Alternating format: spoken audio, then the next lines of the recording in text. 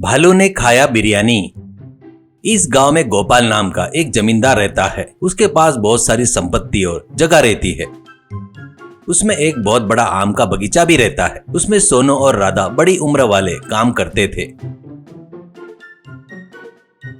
उनको गोपाल पैसे नहीं देता था। वो सिर्फ पेड़ पर से गिरने वाले फल ही बेचकर जियो करके कहता था। वो पैसे नहीं बस हो रहे करके कितनी बार भी बोले तो वो बिल्कुल नहीं सुनता था गोपाल।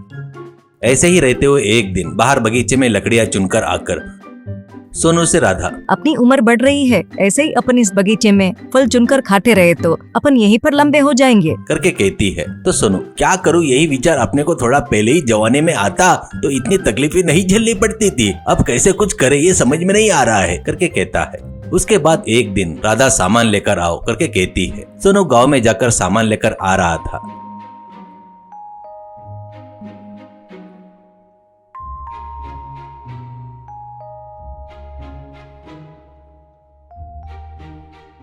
ऐसे रास्ते के बीच में खेतों के बीच में आते वक्त उसे एक भालू आड़े आता है। इससे एक ही बार में घबराकर सोनू डर जाता है और उस भालू को देखकर कांपने लगता है। तो उसके पास भालू आकर रुकता है। अब भालू से सोनू, अरे देखो, मुझे कुछ मत करो, मेरे लिए मेरी पत्नी राह देख रही है, मैं उसका इकलौता हूँ और मेरी वो इकलौती है, ऐसा कहता है। तो भालू, मेरी भी पत्नी है, अभी मैं तुझे मारकर खाना नहीं लेकर गया तो वो नाराज हो जाएगी और मुझे भी उदास कर देगी। आ मेरे साथ आ, मेरे पीछे आ जा, तेरे को उठाकर ले जाने का दम मुझ में नहीं है, दोनों एकदम फ्रेश होकर एक साथ ही खाएंगे, ऐसा कहता है। सोनू, ये देख, मुझे छोड़ दिया ना तो तुझे जब भी भूख लगेगी तब बढ़िया हमारे घर आया तो बढ़िया बिरयानी बना कर दूंगा, प्लीज इस बार मुझे छोड़ दे, ऐसा कहता है। तो भालू, हाँ क्या, बिरयानी बोले तो मुंह में पानी आ रहा है, कभी तो भी जंगल में किसी को डराकर खाया था, ठीक है तो फिर तेरे घर का रास्ता दिखा, ऐसा कहता है। इससे कुछ नहीं कर पाने से सोनू भालू को लेकर घर पर जाता है। उस भालू को देखकर राधा डर जाती है। उसके बाद भालू वहां से चला जाता है। ऐसे ही रहते हुए सोनू और राधा दोनों मिलकर बिरयानी बनाते हैं। बिरयानी की खुशबू बहुत अच्छी रहने से वो दोनों खाना शुरू करते हैं। ऐसे खाते खाते बहुत सारा खा लेते हैं। देखो तो बहुत कम बची थी बिरयानी। वो देखकर पत्नी से सोनू, अरे बाप रे, पूरा अपन ही खा लिया क्या, भालू आए तो क्या करेंगे, अब वो अपने को नोच कर खा जाएगा, ऐसा कहता है। तो राधा, अरे भालू वाले कुछ नहीं आएगा, सब तुम्हारे दिमाग का वर्म है, फालतू में पागल जैसे मत सोचो, मुझे सुस्ती आ रही है, बोलकर सो जाती है। उससे सोनू भी कुछ नहीं कर पाने से सो जाता है।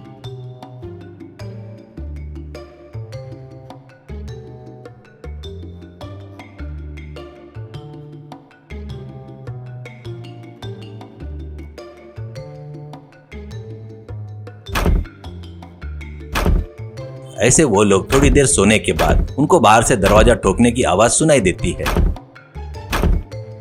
इससे वो लोग खिड़की से देखते हैं तो बाहर भालू दरवाजे पर खड़ा था। बस एकदम वो लोग डर कर पीछे का दरवाजा खोलकर बगीचे में रखा एक घास के ढेर में छुप जाते हैं। उसके बाद भालू चिल्लाते हुए सब तरफ ढूंढता है पर वो लोग कहीं भी नहीं दिखते हैं उसको।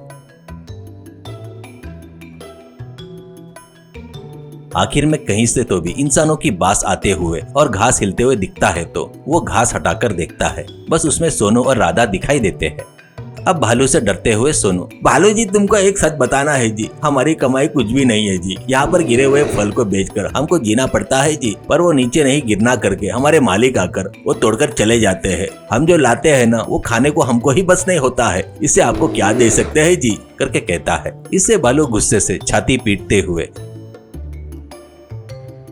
एक आम के पेड़ के पास जाता है। बस और उस आम के पेड़ को जमकर पकड़कर हिलाता है। इससे पेड़ पर के बहुत सारे आम नीचे गिरते हैं। उनको देखकर दोनों खुश होकर सोनू और राधा 2 गठरी ले जाकर बाजार में जाकर बेचते हैं और वैसे उनको बहुत पैसा मिलने से उनसे उससे सामान लेकर आते हैं।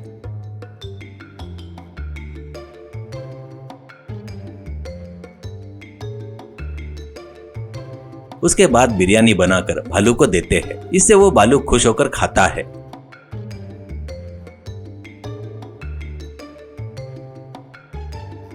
उसके बाद उनसे भालू, तुम्हारे पास जब भी पैसा नहीं रहेगा मुझे सीटी बजाकर बुलाओ, आकर पेड़ पर के सारे फल गिरा दूंगा, कहकर चला गया। ऐसे ही रहते हुए दूसरे दिन आकर सोनू से गोपाल, क्या रे सोनू, मेरे को ही कहानी सुना रहा है क्या? पूरे आम तुम लोग ही तोड़कर भालू आया करके नाटक कर रहे हो क्या? ईमानदारी से पैसे दे, ऐसे कहता है सोनू। अरे बाबूजी मैं सच कह रहा हूँ, लगे तो आप ही थोड़ी देर बैठ कर रहो, आपको ही पता चल जाएगा। कहकर घर में जाकर अजीब सी आवाज करता है। बस कुछ ही देर में भालू आम के बगीचे में आ जाता है।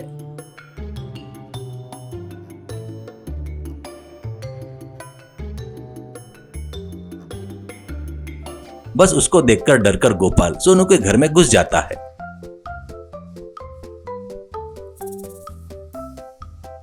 अब भालू सब आम के पेड़ को हिलाकर आम गिरा रहा था।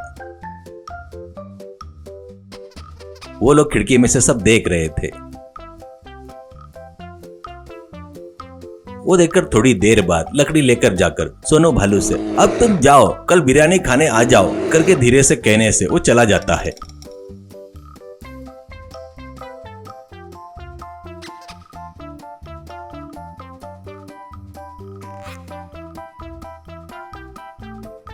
ये देखकर बाहर आए गोपाल से सोनू, अरे बाबूजी आपने ही देखा ना, अब मैं और मेरी पत्नी यहाँ नहीं रह सकते, रहे तो हमारी जान को धोखा है। ऐसे गिरे हुए फलों के लिए भालू के हाथों से मरना हमको पसंद नहीं, ऐसा कहता है। इससे मन में गोपाल, अरे ये सोनू लकड़ी लेकर गया तो भालू चले गया, कैसे तो भी मैनेज कर रहा है ना, ये अगर गलती से भी यहाँ से चले गया तो अपने को बहुत नुकसान होगा। इन आम को छोड़े तो बगीचा ही अपना नहीं रहेगा, सभी भालू आकर यहाँ पर बैठेंगे। सोचकर सोनू से गोपाल, देख सोनू, तेरे परिवार को महीने के 20,000 दूंगा, उन भालुओं को कैसे तो भी मैनेज कर ले यार, अपने खेतों को बगीचों को अच्छे से देख ले। उतना ही नहीं, अब से फसल बेचेंगे ना, उसमें से 20% का हिस्सा भी दूंगा, अच्छा घर बना कर दूंगा, मेरी बात मान ले, ऐसा कहता है। वो बातें सुनकर खुश होकर सोनू ठीक है करके मान जाता है।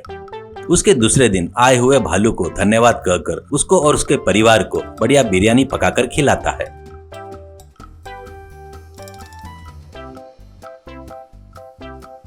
उतना ही नहीं, भालू भी आते वक्त जंगल में मिलने वाले फल लाकर देता है।